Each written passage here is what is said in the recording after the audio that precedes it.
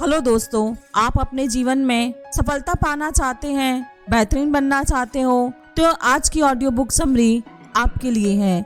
अगर हम अपनी लाइफ में रूल नहीं बनाते हैं तो हम जीवन को बेहतर तरीके से नहीं जी पाते हैं। इसलिए आज की ऑडियो बुक समरी उन सभी के लिए है जो केओस वाली लाइफ से आपको अरेंजमेंट की ओर ले जाएगी और आपको बेहतर बनाएगी।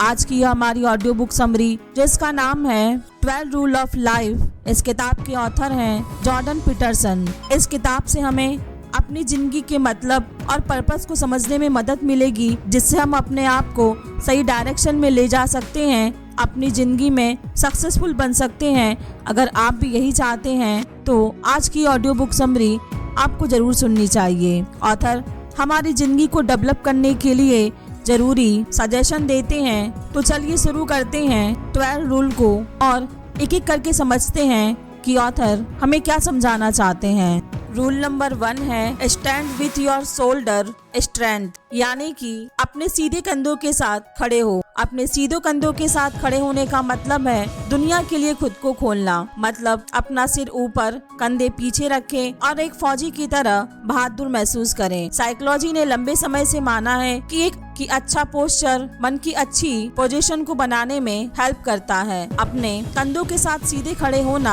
आपकी लाइफ की जिम्मेदारी को स्वीकार करना है। अच्छा पोस्चर एक्चुअली में हमें हमारी उस हिम्मत के साथ जीने में मदद करता है जिसके साथ हम जीना चाहते हैं। ऑथर कहते हैं कि अच्छे कैरेक्टर वाले लोगों का पोस्चर अक्सर अच्छा होता है, और क्योंकि कैरेक्टर हमारे जीवन के लिए बहुत जरूरी रोल निभाता है, इसलिए अभी से अच्छा पोस्चर बनाना शुरू करें। बिना वजह न झुके वही कहने की कोशिश करें जो आप सच में चाहते हैं। रूल नंबर 2 है treat yourself as if you are responsible for helping someone, यानी कि अपने आप के साथ ऐसा व्यवहार करें जैसे आप किसी की मदद करने के लिए जिम्मेदार हैं। ऑथर इसमें हमें लॉ ऑफ बाइबल के बारे में बताते हैं। अपने पड़ोसी के सामने अपने समान प्यार करो। वह बताते हैं कि ये ऑर्डर हमारे पड़ोसियों की देखभाल करने के लिए उतना ही जरूरी है जितना कि यह खुद की देखभाल करने के लिए है। इसलिए हम में से कई लोग दूसरों की मदद करने में खुद की मदद करने से कई ज्यादा बेहतर होता है। जैसे कि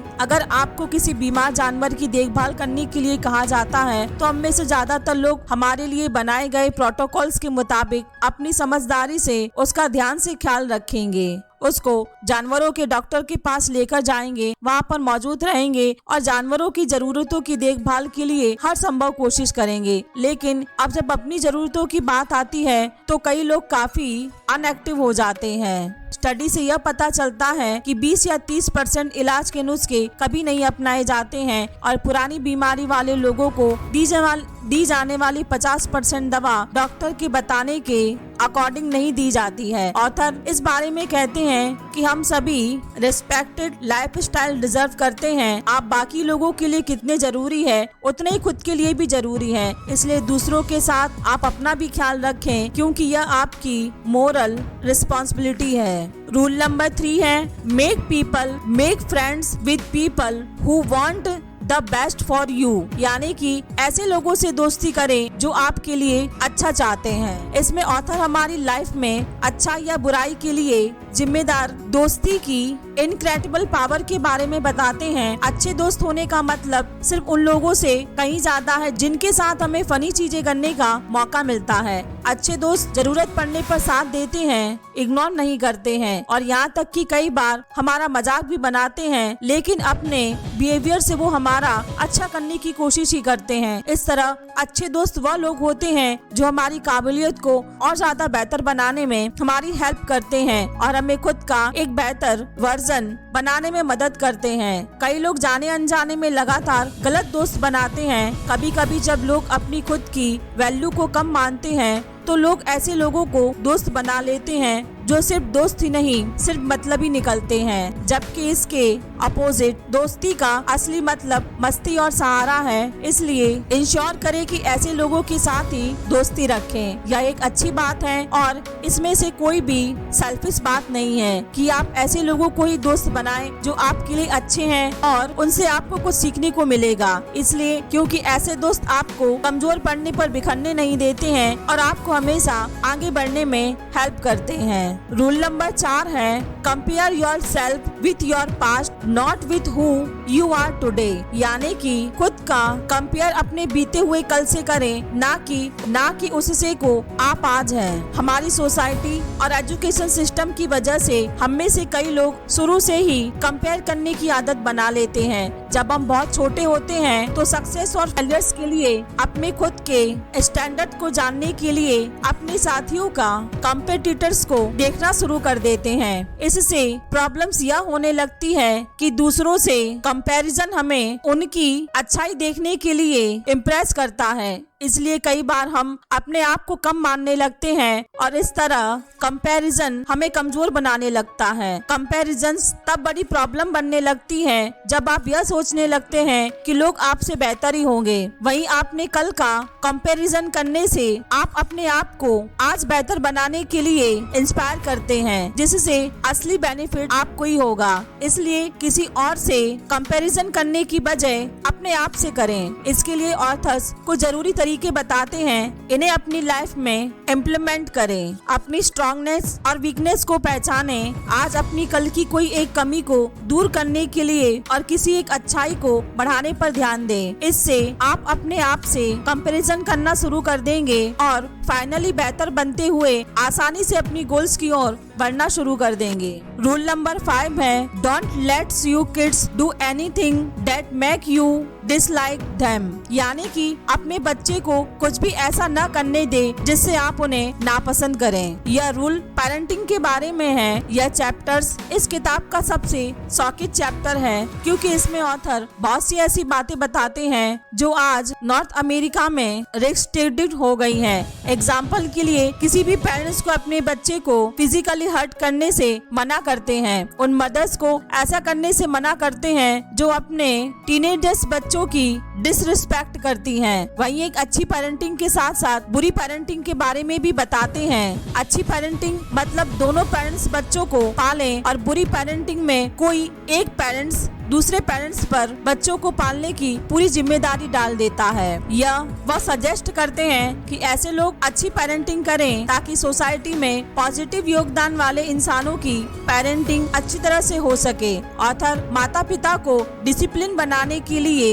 इनकरेज करते हैं ताकि वो बच्चों को भी अच्छी तरह डिसिप्लिन बिहेवियर करना सिखाएं। इसके अलावा वो कहते हैं कि माता पिता को दयालु और देखभाल करने वाले तो होने ही चाहिए। इसलिए सभी पेरेंट्स को इस बात को समझना चाहिए कि अगर आप अपने बच्चों को दूसरों के सामने डिसरिस्पेक्ट करेंगे तो बाकी लोग भी उनके साथ वैसा बिहेवियर करने की कोशिश करेंगे जो शायद आपको अच्छा न लगे। इसलिए अपने बच्चों के सिर्फ पेरेंट्स बनने के साथ साथ एक अच्छे दोस्त और एक टीचर बनने की भी कोशिश करें। रूल नंबर 6 है दुनिया की बुराई करने से पहले अपने घर को सही करें। ऑथर इस चैप्टर के जरिए बताते हैं कि कुछ लोगों के लिए जीवन में बहुत मुश्किलें हैं, दुनिया में बहुत कुछ गड़बड़ है, लेकिन इसके साथ साथ सारी चीजें ठीक भी हैं। ऑथर बताते हैं कि जिन महान लोगों ने अपने आप को बेहतर बनाने और दुनिया को कुछ अच्छा देने की कोशिश की है, चैलेंजेस के बावजूद अपने लाइफ को इम्पोर्टेंट बनाने के लिए उन्हें पार करके अपने गोल्स तक बढ़ने पर ध्यान दिया है। इसलिए हमें भी उस तरह बनने के लिए ऐसा ही करना चाहिए।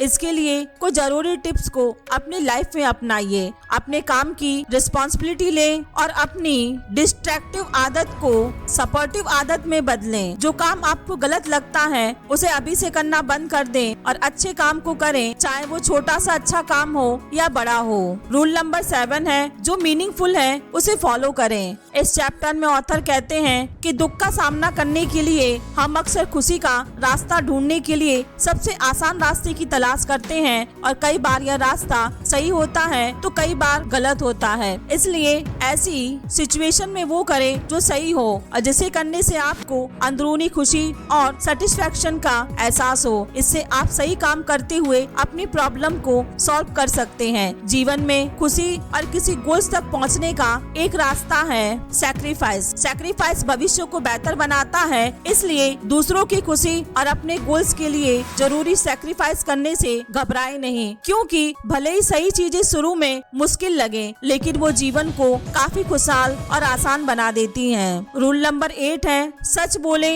या कम से कम झूठ न बोले। में ऑथर के अपने स्कूल में क्लिनिकल साइकोलॉजी की स्टडी करते समय शुरू होता है, जब एक यंग पेशेंट ने उनसे एक सवाल पूछा जिसका जवाब वह नहीं देना चाहते हैं, क्योंकि उससे उस पेशेंट की इमोशंस को ठेस पहुंच सकती थी। ऑथर झूठ बोलना नहीं चाहते थे और सच बताने से पेशेंट दुखी हो सकता था, इसलिए उन्होंने एक तरीका सोचा और जितना सच जरूरी था उतना बता दिया। फिर उनकी अच्छाइयों के बारे में बात करने लगे। इससे पेशेंट को जवाब भी मिल गया और ऑथर ने सच्चाई के साथ अपनी बात भी कह दी। ज्यादातर लोग कई बार अपने आप से छोटे छोटे झूठ बोलते हैं और एक्चुअली में ज्यादातर टाइम हम शायद यह महसूस भी नहीं करते हैं या उसे स्वीकार नहीं करते हैं कि हम ऐसा कर रहे हैं। लेकिन सबसे खराब झूठ वही होता है जो हम अपने आप से कहें लेकिन इसे स्वीकार न करें, क्योंकि बेईमानी हमारे और दूसरों के लिए बहुत ही नुकसानदायक होती है। जब हम झूठ बोलते हैं तो जाने अनजाने में हम अपने कैरेक्टर को कमजोर बना रहे होते हैं। इसलिए अपने कैरेक्टर को मजबूत बनाने के लिए सबसे पहले सच को पहचाने, उसे स्वीकार करें और बोलना शुरू करें। इसकी शुरुआत अपने आप से करें, क्योंकि हम किसी और की सुनने से ज्यादा अपने आप की बातें सुनते हैं, अपने आप से बातें करते हैं। इसलिए झूठ कम से कम ही बोलें और कोशिश करें कि हमेशा सच बोलें। रूल नंबर 9 है मान ले कि आप जिस इंसान को सुन रहे हैं वह कुछ ऐसा जानता है जो आप नहीं जानते हैं। इसमें ऑथर एक्चुअली बातचीत के बीच जरूरी अंतर के बारे में बताते हैं। अच्छी बातचीत वो होती है जब आप दूसरों से बात करते समय 2 वे कम्युनिकेशंस करें। इसके साथ साथ दूसरे इंसान को सुनने और समझने की भी कोशिश करें। किसी भी अच्छे रिश्ते को चलाने के लिए हार्ट और उसके बिहेवियर से ईमानदार रहना जरूरी होता है। इसलिए अपनी बात को दूसरों के बीच वैल्यूएबल बनाने के लिए इस तरीके को इस्तेमाल करें। इसके अलावा जैसा कि हम जानते हैं कि हर किसी के अपने थॉट्स और पर्सपेक्टिव और पर्पस होते हैं, ऐसे में हमें उन्हें समझकर एक साथ आगे बढ़ने के तरीके के बारे में विचार करना चाहिए। ऐसा करके आप हर किसी से कुछ नया जान सकेंगे, सीख सकेंगे और दूसरों के साथ अच्छे रिलेशनशिप बनाने में काफी मदद मिलेगी। ऐसे डिस्कशन जहाँ दोनों लोग बोलने और सुनने के लिए तैयार हो, वहाँ वो अपने थॉट्स को अच्छे से एक दूसरे को बता सकते हैं। इसका मतलब अच्छी कम्युनिकेशन अपनी बेहतर जिंदगी और दूसरों के साथ अच्छे रिलेशनशिप बनाने की अच्छी टेक्निक है। शुरुआत बातों से ही होती है, इसलिए अगर आप किसी से खुल के बात कर सकते हैं तो आप अपने थॉट्स उन्हें अच्छे से समझा सकते हैं। रूल नंबर 10 है be clear in your speech, यानी कि अपनी बातों में साफ रहें। इस चैप्टर में ऑथर्स फोकस के साथ अच्छे से कम्युनिकेशन के बारे में बताते हैं। हमारी परसेप्शन और सरकमस्टेंस के बारे में अवेयर होने के लिए इंस्पायर करते हैं। हम किसी भी सिचुएशन में हर समय पूरी सिचुएशन को शायद ही समझ पाएं। एक्चुअली में हम सिर्फ वही समझते हैं जो अपनी सेंस से एक्सपीरियंस करते हैं। हमेशा अपने आसपास की चीजों और लोगों की वैल्यू डिसाइड करने की कोशिश करते हैं। जब अच्छी सिचुएशन में नहीं होते हैं तो हमारी सबसे पसंद की चीज भी हमारे लिए कुछ मायने नहीं रखती है, लेकिन इसके बावजूद हमें उम्मीद रखकर हर सिचुएशन में कुछ पॉसिबल ढूंढना चाहिए, क्योंकि नेगेटिव कंडीशंस भी कई बार हमारी लाइफ में कुछ नया और अच्छा रास्ता बनाने के लिए एक और मौका साबित हो सकती है। इसलिए निराशा की सिचुएशन का सामना करने पर हमें नेगेटिव चीजों को अवॉइड करते हुए पॉजिटिव और कामों की चीजों पर फोकस करना चाहिए। इसलिए कॉन्फिडेंट रहें और हर चीज का सामना करें। रूल नंबर 11 है do not harass children well skateboarding, यानी कि स्केटबोर्डिंग करते समय बच्चों को तंग न करें। पीटरसन इसे एक ऐसी सैर की कहानी के साथ शुरू करते हैं जहां एडमिनिस्ट्रेशन ने स्केटबोर्ड को स्केट करने की जगह से हटा दिया था। पीटरसन मानते हैं कि किसी भी बेस पर किया गया डिस्क्रिमिनेशन हमारी दुनिया में कहीं न कहीं प्रॉब्लम्स क्रिएट करता है। हर कल्चर में बनाए गए रूल लोगों के बेनिफिट के लिए बनाए जाते हैं, इसलिए किसी भी जेंडर या कास्ट जैसे मुद्दों पर बेस्ड नियमों को खत्म करके समानता वाले नियम बनाने चाहिए जो एबिलिटी को प्रायोरिटी देते हैं, क्योंकि जेंडर और कास्ट से बनाए गए रूल इनजस्टिस करते हैं, चाहे वो किसी के साथ भी हो। इसके बारे में वो आगे बताते हैं कि बिना देखे किसी की पावर का अंदाजा नहीं लगाया जा सकता है, क्योंकि बिना मुकाबला किए आप डिसाइड नहीं कर सकते हैं कि कोई कितना पावरफुल है और वो हमारे लिए कैसे फायदेमंद साबित हो सकता है। रूल नंबर 12 है, जब आप सड़क पर किसी बिल्ली से मिलते हैं तो उसे पालें। हर दिन कम से कम दिन में 3 अच्छी चीजें करने की कोशिश करें, चाहे वो सड़क पर दिखी बिल्ली को खाना खिलाना हो, उसे पालना हो, या ऑफिस में अपने स्टाफ में किसी को सपोर्ट करना हो, या किसी फैमिली मेंबर को अच्छा महसूस करवाना हो। इससे आपको इंटरनल सेटिस्फैक्शन मिलेगा और इस तरह आप हर दिन बेहतर बनते जाएंगे। तो दोस्तों, 12 रूल ऑफ लाइफ किताब में हमने यह समझा कि कैसे हमारी जिंदगी की छोटी से बड़ी चीजें हमारी जिंदगी को इफेक्ट करती हैं, जो आपकी जिंदगी को अच्छा या बुरा बनाने में मदद करती हैं। इस किताब की मदद से आप अपनी जिंदगी के इम्पोर्टेंट और पर्पस के बारे में जान चुके होंगे। अब इन 12 रूल को अपनी जिंदगी में अपनाकर आप खुश रहने और आगे बढ़ने में अपनी मदद खुद कर सकते हैं। आपको किसी पे डिपेंड होने की जरूरत नहीं है। आप कॉन्फिडेंट के साथ अपनी बात सामने वाले के सामने रखें। अपने अच्छे और बुरे का फैसला खुद ले सकते हैं। आप अपनी जिंदगी की शुरुआत करने के लिए अपनी जिंदगी में इन 12 रूलों को शामिल करें। तो दोस्तों, ये थी हमारी आज की audio book summary 12 rule of life. आपको कैसी लगी मुझे कमेंट करके बताइए। साथ ही मेरे चैनल को लाइक, शेयर और सब्सक्राइब कीजिए। धन्यवाद।